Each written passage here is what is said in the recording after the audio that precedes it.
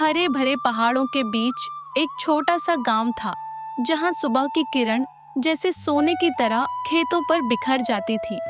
उसी गांव में रहता था रामू किसान, मेहनती, ईमानदार और शांत स्वभाव वाला आदमी। हर सुबह वह सूरज के साथ उठता, हल उठाता और खेतों में लग जाता। पर उसका बेटा गोपाल बिल्कुल अलग था। उसे खेत की मिट्टी से ज्यादा मोबाइल की स्क्रीन पसंद थी। गोपाल बेटा, जरा खेत में आजा, मदद कर दे। अरे बापू, इतनी धूप में कौन काम करे, आप ही कर लीजिए ना। रामू मुस्कुरा देता है, पर दिल में एक कसक सी उठती है। उसे डर था कि उसका बेटा कहीं मेहनत करना न भूल जाए। समय बीतता गया। एक दिन आसमान रूठ गया, बारिश आना बंद हो गई, फसल सूखने लगी, मिट्टी फटने लगी और खेत जैसे मौन हो गए। रामू यह सब देखकर बहुत ही दुखी हो गया। वह यह सब देख नहीं पा रहा था। हे भगवान, मेरी सारी मेहनत बेकार चली गई। मैंने कहा था ना बापू, परिश्रम से कुछ नहीं होता, सब किस्मत का खेल है। रामू ने उसकी बात सुन ली, लेकिन जवाब नहीं दिया। उसकी आंखों में न हार थी, न गुस्सा, बस एक शांत दृढ़ता थी, क्योंकि सच्चे मेहनती लोग किसी हालात से नहीं डरते। एक शाम जब सूरज ढल रहा था और आसमान नारंगी रंग में डूबा था, रामू खेत में बैठा सोच रहा था कि अब क्या करे। तभी उसकी गाय लक्ष्मी उसके पास आई, पर आज की लक्ष्मी कुछ अलग थी। रामू, मेहनत का रास्ता कभी खाली नहीं जाता। अगर तू हिम्मत रखे तो मैं तेरी मदद करूंगी।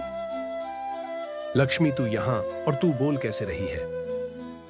हाँ, मैं ही बोल रही हूँ, लेकिन याद रख, केवल वही जीतता है जो आखिरी सांस तक कोशिश करता है। रामू की आंखों में फिर चमक आ गई। उसने अगले ही दिन गोपाल को बुलाया। अगले दिन से बाप बेटा दोनों ने फिर से मेहनत शुरू की। सुबह सूरज से पहले खेत पहुंचते, मिट्टी पलटते, बीज बोते, कुएं से पानी खींचते।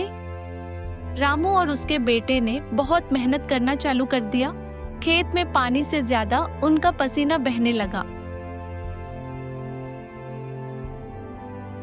अरे बाबू, ये तो बहुत ही ज्यादा ही कठिन है। आज मुझे पता चल गया कि परिश्रम के बिना कोई भी चीज आसानी से नहीं मिलती। हाँ बेटा, आसान चीजों में फल नहीं मिलता, कठिन रास्ते ही मीठे फल देते हैं। मुझे खुशी हुई कि तुम्हें मेहनत का मतलब समझ में आया।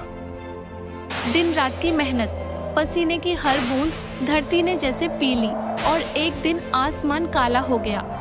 फिर बारिश आई। पहली बूंद जब मिट्टी से टकराई तो चारों तरफ सिर्फ सुगंध, संगीत और मुस्कान फैल गई। गोपाल खुशी से नाचने लगा।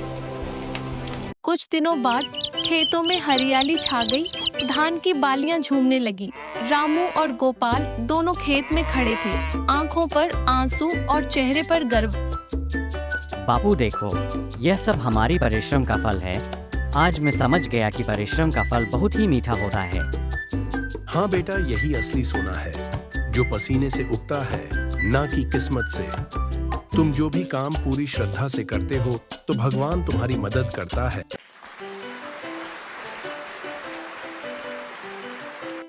रामू, तूने तो कमाल कर दिया। तूने पूरे गांव को परिश्रम का फल सिखा दिया।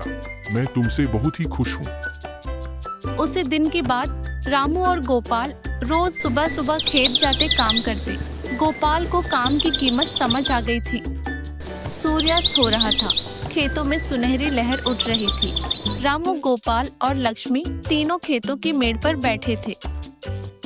बापू अब समझ गया कि किस्मत नहीं, परिश्रम इंसान की सबसे बड़ी ताकत है। सही का बेटा, जो धरती पर पसीना बहाता है, उसी पर आसमान से बरकत बरसती है। और यूं रामू किसान की कहानी एक मिसाल बन गई, जो हर गांव, हर खेत और हर बच्चे को सिखाती है कि मेहनत का फल हमेशा मीठा होता है।